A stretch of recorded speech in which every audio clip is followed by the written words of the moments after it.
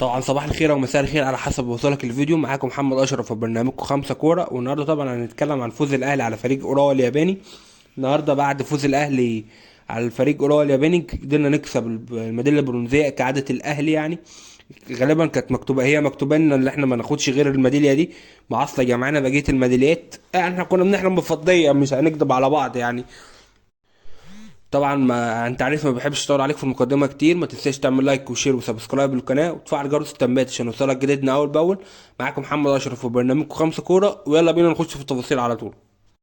النهارده الاهلي طبعا بدأ الماتش ماتش عادي زي الفل، التشكيله الطبيعيه بتاعت الاهلي. وانا بصراحه مش جاي اتكلم معاكم كفنيات كتير، الماتش ما كانش فيه فنيات تتكلم كتير. جاي اتكلم معاكم كده على شويه سلبيات وايجابيات في الفرقه. اديلها فتره الاهلي لازم يخش. ادينا 3 4 سنين بنلف في حسبة بيرما في نفس المشكله. الاهلي عايز لازم يخش في يناير. يناير مش الصيف.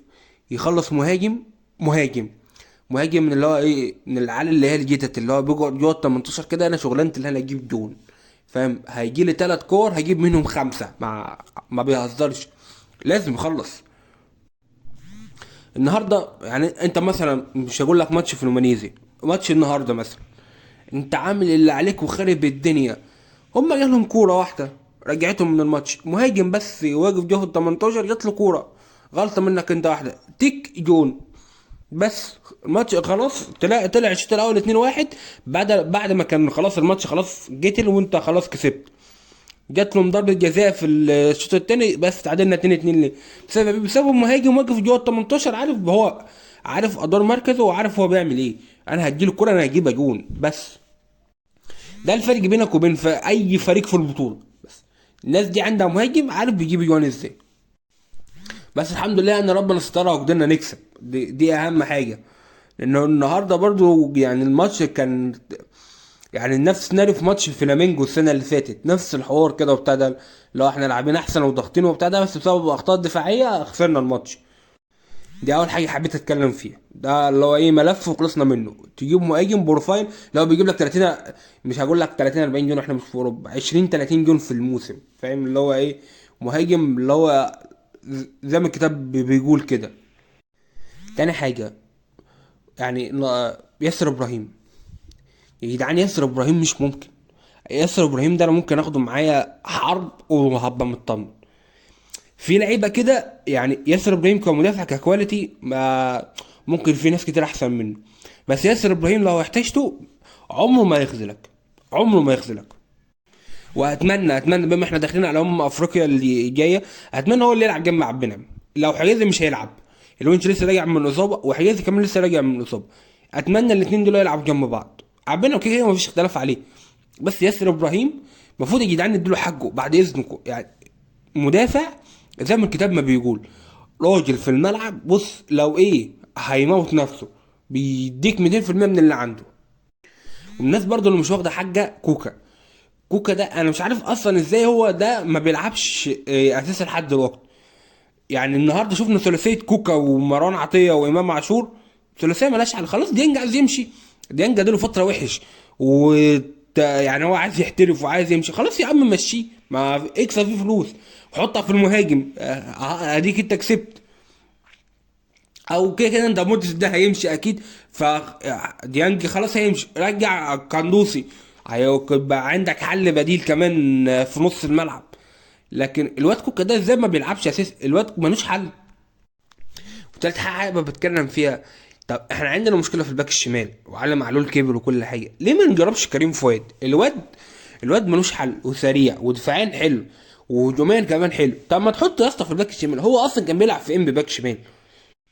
انا فاكر احنا لما تعاقدنا معاه اصلا كنا جايبينه عشان هو بيلعب باك شمال، كان طلع في المنتخب الاولمبي باك شمال. ما انت عندك مشكله في الباك الشمال، مع احترام علي معلول اللي عمله النهارده. مع علي معلول خلاص يا جدعان بيشطب. احنا عندنا مشكله في المركز ده وعندنا الحل ومش عارفين نستخدمه. الواد طاير وبيحب المساحات وحلو. طب ما نجرب يا جدعان في المركز الباك الشمال ده وهيأدي بدل ما انت بيلعب في الوينج، وهيديك نفس الاضافه الهجوميه اللي بيقدمها علي معلول، وهيبقى احسن منه دفاعيا لان هو لسه شباب وهيقدر يرجع تاني يغطي على مركزه في الدفاع. ده الجزء الكلام الفني اللي في الماتش. جزء بقى كلام هو احنا ليه يا جدعان ما بنحتفلش اللي احنا خدنا مركز تالت عالم؟ ايوه انا معاك اللي انا زعلان من الماتش اللي فات، بس اللي هو فاهم اللي هي تحس ان هي هيبتها راحت. يا جدعان ايه في ايه؟ انت يعني انا مش عارف، هو زي ما بيقولوا كده على الحلوه والمره معايا، بس هي المره معاه دي تالت عالم فاهم.